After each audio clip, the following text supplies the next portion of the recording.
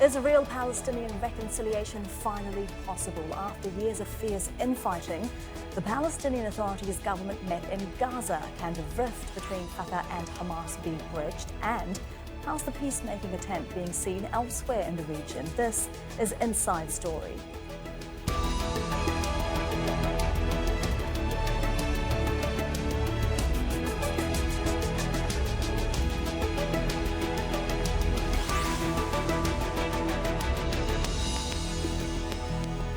Hello and welcome to the programme. I'm Elizabeth Puranam. The Palestinian government has made its first trip back to Gaza after a decade in exile. The Fatah movement, which leads the government, was driven out of the Strip in 2007 after a lost election and civil war with rival Hamas. Palestinian Prime Minister Rami Hamdallah was welcomed by large crowds and celebrations in Gaza City on Monday. Hamas shut down its self-declared government in Gaza last month to pave the way for the reconciliation. Both groups are trying to reactivate a unity government to rule both Gaza and the West Bank. Hamdallah says it's crucial for the Middle East peace process. We came with instructions and supervision from President Mahmoud Abbas to announce to the world from the heart of Gaza that the Palestinian state cannot exist, nor can it be established without geographic and political unity between the West Bank and the Gaza Strip. Let us close together the chapter of division with all its details and consequences. Well, Hamas and Fatah have tried and failed to reconcile frequently over the past 10 years. Peacemaking efforts have never made it this far. Saudi Arabia was the first to try and broker peace between Hamas and Fatah, but the Mecca deal signed in 2007 fell apart almost immediately. A year later, Yemen gave it a go. The two sides signed a deal to revive direct talks, but they never followed through. The Cairo deal signed in 2011 was hailed as a landmark agreement, but it didn't last very long either. And the Doha deal signed in 2012, 5 years after the conflict started, also failed to stick. Many failed because of alleged pressure from the US, Israel and other regional governments. The most recent deal was signed at Beach refugee camp in Gaza 3 years ago without any Arab mediation. It also fell apart after 2 years of trying to implement it. Well, let's bring in our panel now. From Ramallah, Mustafa Barghouti, who is Secretary General of the Palestinian National Initiative, and from London, Ian Black, who's a visiting senior fellow at the Middle East Centre at the London School of Economics. Welcome to you both. Mr. Barghouti, what's different about this reconciliation attempt to the many that have come before it? The main difference is that Egypt is clearly throwing all its weight behind this process of reconciliation, providing the venue and providing the political support and the diplomatic support. And the other difference is that we have seen actual things taking place, like the dissolution of the Administrative Committee in Gaza and the return of the Palestinian consensus government to Gaza, and it's taking its responsibilities. And there is a clear plan now, which will start with meetings between Fatah and Hamas and then with all Palestinian political groups to proceed with the implementation of the agreement. It seems that from one side there is an external role that is helping, but from the other side I think the whole world is worried that Gaza is about to explode and that the conditions there are completely intolerable from human perspective, from political perspective, from economic perspective. And there is a third factor which is very important. I think both the leaderships of Fatah and Hamas do realize today that they are losing their popularity with the Palestinian people because of this continuous internal division, which makes no sense. And where this division has become mostly a fight over authority that is totally under occupation, with a complete and total block of any possibility of a fruitful peace process. Mr. Black, well, there have, of course, been two main factors to disunity: the internal divisions and a lack of will to share power, the external influences like that of Israel. We'll get to Israel later. But do you think that there is, as Mr. Barghouti is saying, more political will now for unity? Well, I think that there is quite a lot of political will for unity, though I think it perhaps differs between the two parties. But I also think that the obstacles to an agreement which actually works and therefore brings the approval engagement of others is quite problematic. So, this isn't the first time that there has been an attempt over the last decade to forge Palestinian unity. I agree with Mustafa Barghouti about the pressure, I think, from ordinary people. The situation in Gaza, 2 million people living in isolation and extremely difficult circumstances, is intolerable.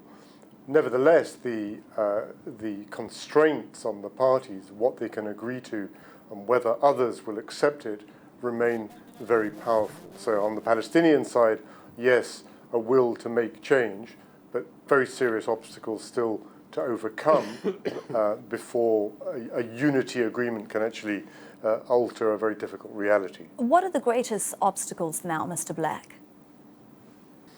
Well, I think it's been made clear already. And what's happening in Gaza today is extremely important. Today and yesterday, the convening of this of the meeting really is a significant step. But it's also true. President Mahmoud Abbas made clear yesterday, and this has been signalled before, that on one very central issue, he doesn't see any room for flexibility or compromise, and that's the question of weapons. Hamas is the Islamic resistance movement. Resistance is its raison d'etre, its identity. Its commitment to armed struggle remains absolutely central. Abbas has said very explicitly that reconciliation and unity requires one law, one government, and one gun. And the one gun element of it is extremely significant. He even mentioned the example of Hezbollah in Lebanon, the implication there being quite clear that Hezbollah operates within the Lebanese state, but it operates independently. What Abbas is clearly not prepared to do is to go ahead with unification with Hamas for all sorts of good reasons, but to have Hamas remain an independent military actor. And that, I think, is almost certainly the single most significant factor preventing successful Mr. implementation because Barghouti, of the interests of Hamas as a resistance movement. Mr. Barghouti, let me bring you in here. There is a new Hamas charter. Isn't it more in line with the goals of Fatah and less with its past of military resistance? Before these reconciliations started to take place, Hamas did 3 steps actually since more than 2 years and during the last 2 years. First of all, they declared that their goal is not to establish an alternative to the PLO, but they want to join the PLO. And second, they declared that they support popular nonviolent resistance as long as they are not attacked, in which case they have the right to defend themselves, even militarily.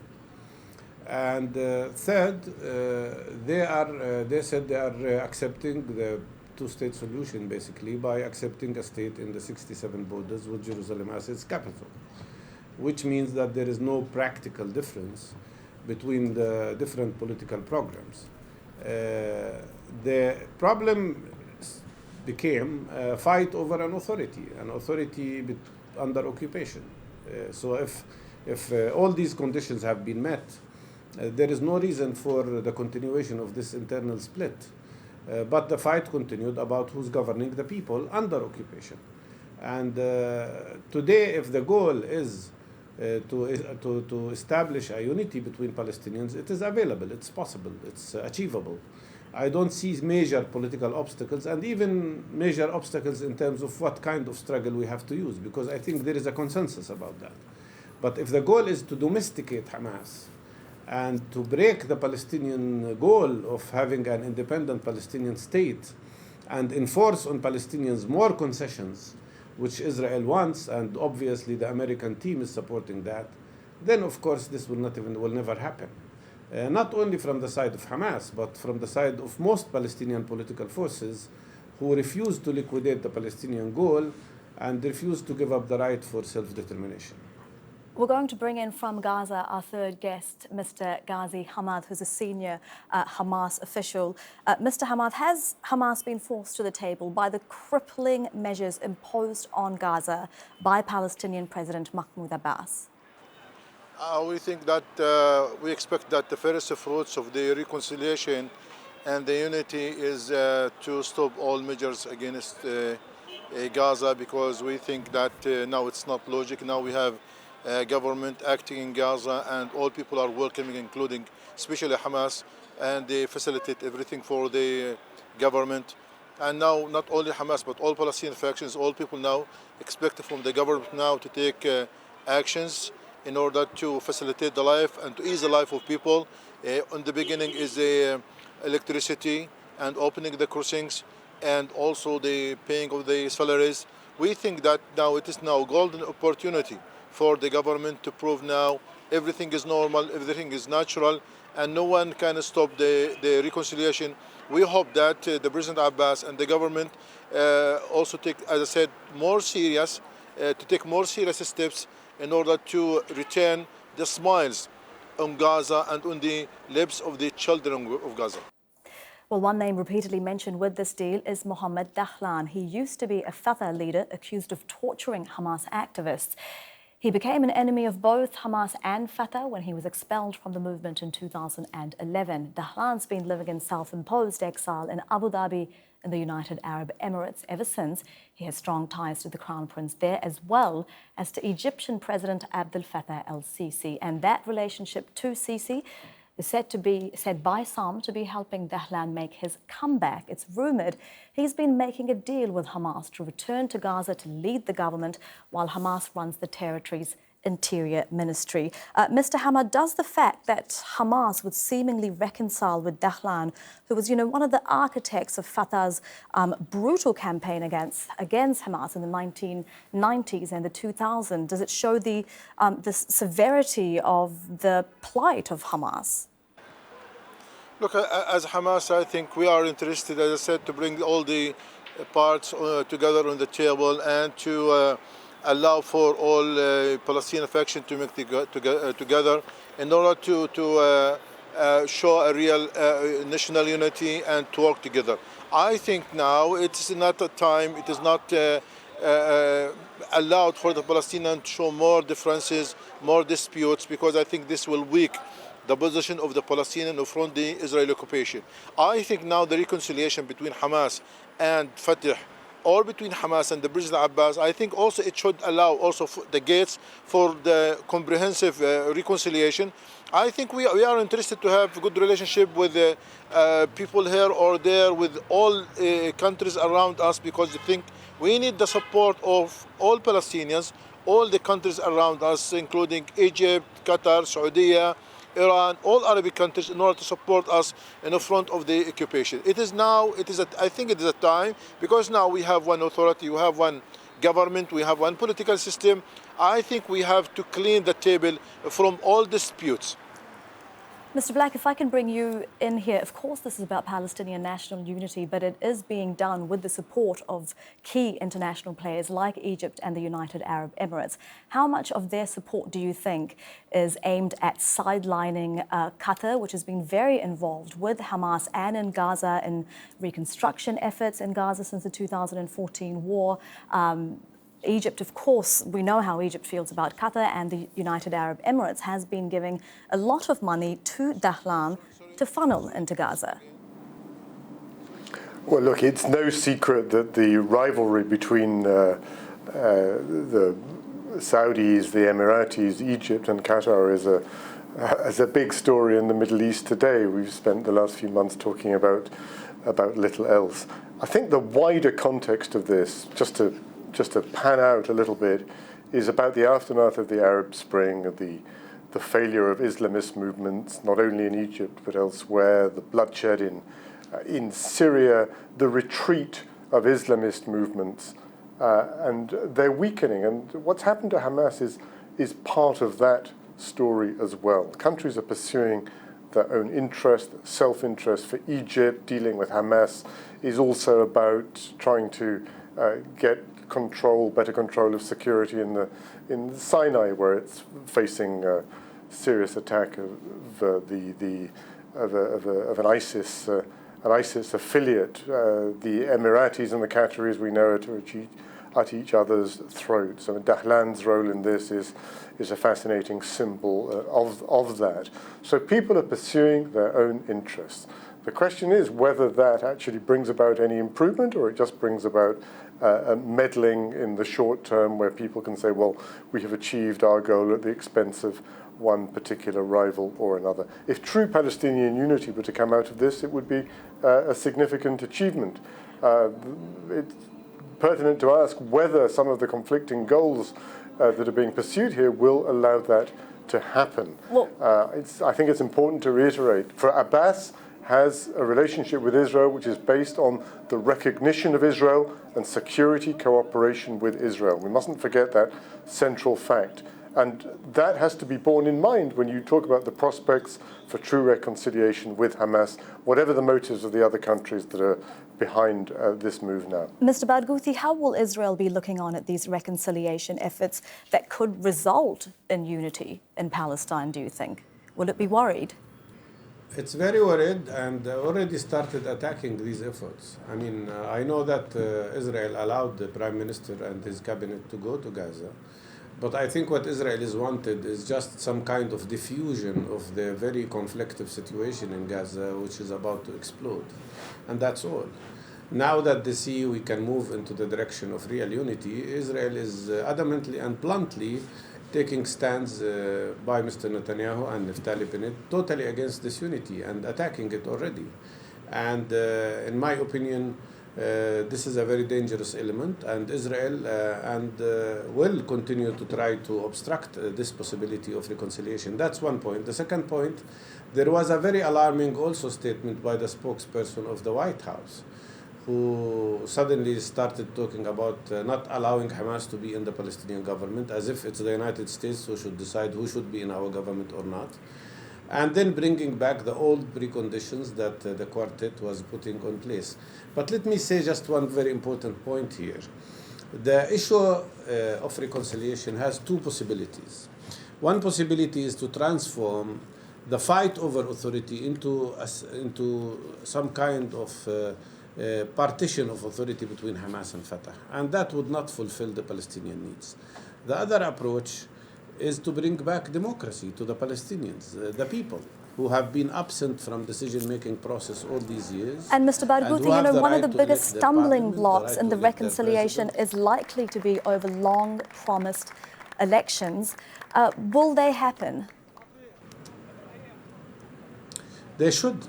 That's why I'm saying the elections are very important, because at the end of the day, we do not want only to solve the issue of a Palestinian authority, which is under occupation, but we want to have a unified Palestinian democratic leadership. We want to consolidate the system of pluralism, and we want to have everybody inside the PLO, and we want the decisions to be taken collectively and in a sharing principle. Mr. Hamad, if I can bring you... That means, when I say decisions, I mean decisions... Mr. Hamad, if I can bring you in here now. In the past, when Hamas has won elections, they have been rejected by Israel and the US. How do you plan to proceed in a possible national unity government with other Palestinian factions when Israel and its allies still considers Hamas a terrorist organization? Look, I think we are interested now to continue the process of the reconciliation. Because we think that now it is not a stop only for the government, but I think now the bigger challenge is how can we continue. I think now the big challenge is now how can we impose the real unity by forming the national unity government, and how can we run the elections, and how can we also fix the PLO, which is the Palestinian home. I think we have to go now to Cairo in order to put all these topics on the table. We know that it's not easy, but I think now we just put the base now for the real reconciliation for the big issues, as I said, like the elections, national unity government, and also the PLO. I can say what is different this time, that situation now is more positive. There are more trust, there are more confidence between the two parties, especially between Hamas and Fatah. I think the situation is prepared now for the real reconciliation.